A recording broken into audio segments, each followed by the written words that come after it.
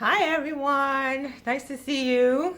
Welcome to the Word with Joy. My name is Nima Obori, and yeah, let's just get to it, right? So last time, if you watched the last video, we talked about the call of Moses, and just a couple of things to remind ourselves of what we learned is that number one, God is everywhere. He's in that situation where you think, oh, I'm working, I'm too busy, I have life going on, it's just everything's going so fast. Yeah, God is in there too. So just so you know. And number two, he will sometimes use a fiery situation to get your attention.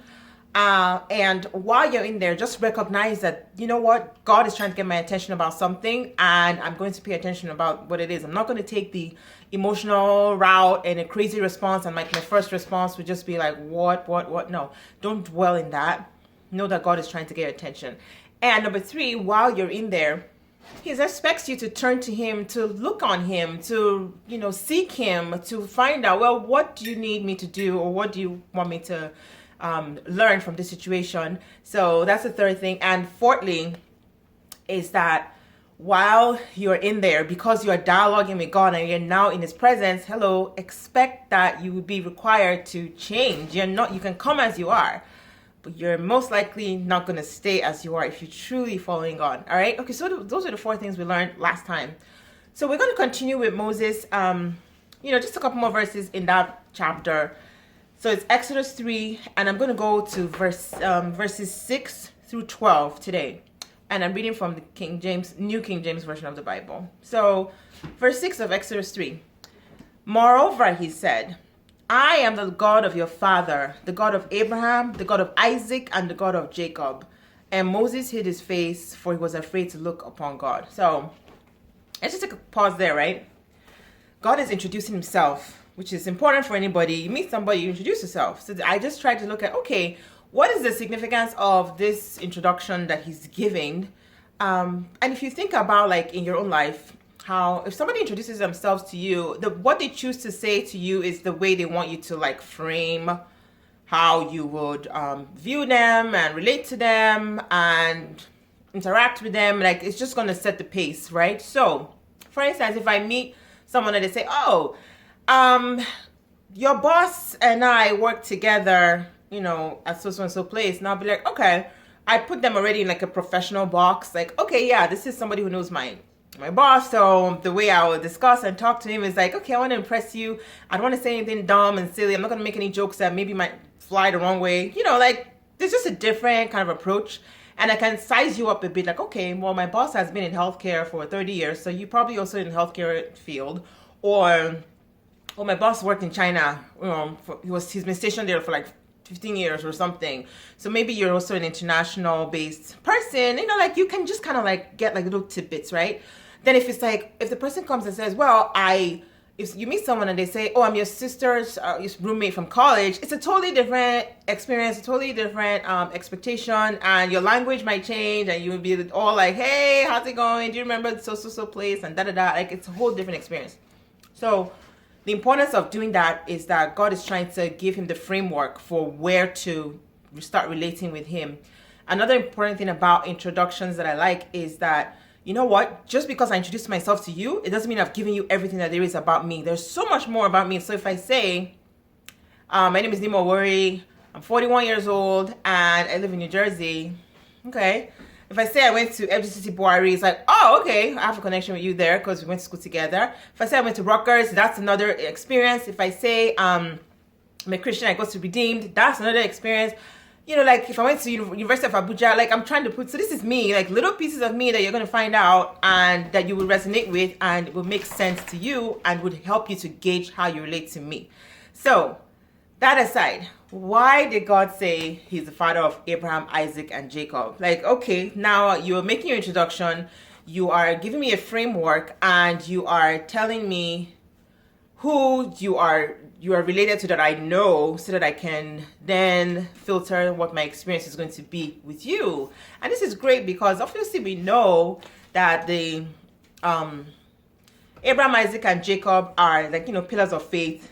The father of faith, in Christendom is Abraham. So we're just going to go through a couple of verses about what God said about them and why it is important. Why does God want to associate with this person?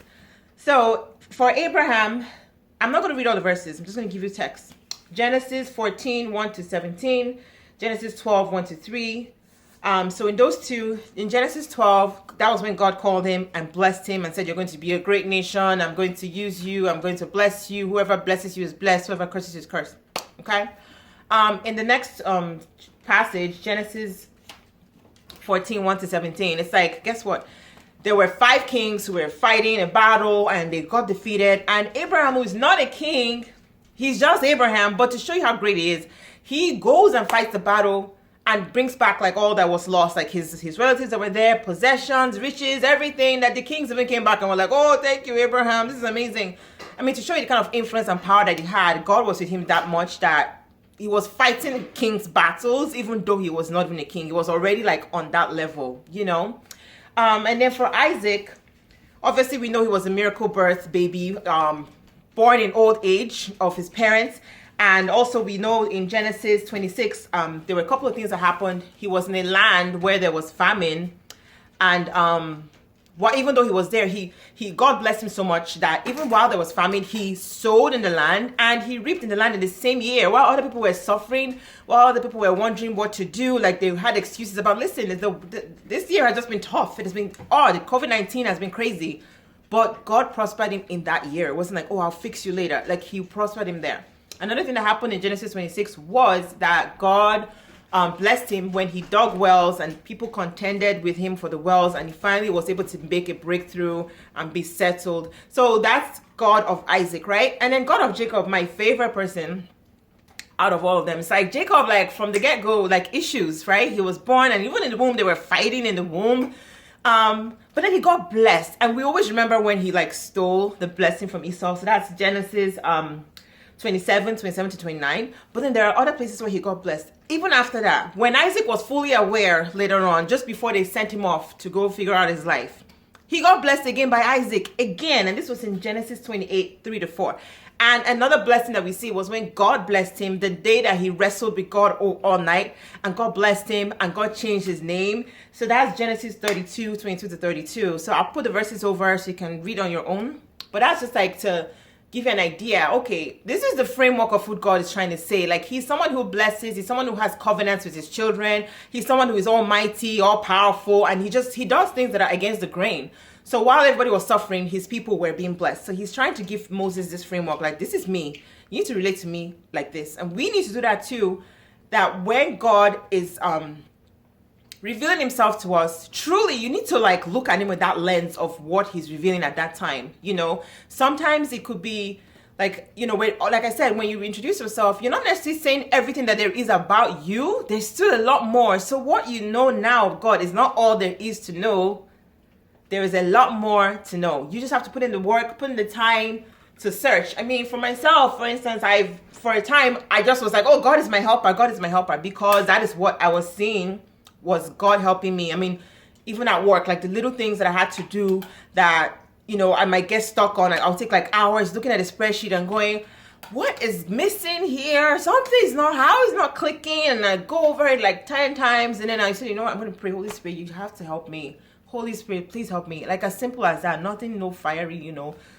And then I'll take a look one more time and it's like, oh, that's it? That's all I have to do? Like you click one thing and then everything like, you know, merges and makes sense. So I say that and I tell myself, God is my helper. So for you, I mean, we have like not a lot of time left, but I guess the message for today is like, watch the introductions of God in the Bible. When he introduces himself, think about how that's also for you, because now that we have the Bible, we're so much more blessed than Abraham and everybody else, because we have the full, you know, there's a whole array of who God is, right? There's so much. He's the healer, provider, he strengthens you, he gives you joy, he gives you peace. He's everything. So we just need to get to that point where we hinge on whatever it is that we want God to introduce us as. And listen, if you are weak in an area, tell God, like, I need you to show up and introduce yourself to me as my strength. I need to show up and introduce yourself to me as my healer, as the one who lifts me up. And use Bible verses to do that. All right. So I was going to go further on this, but this is we're already out of time. So, but I thank you so much for joining today. This has been The Word with Joy. I'll see you soon. God bless you. Take care. Bye.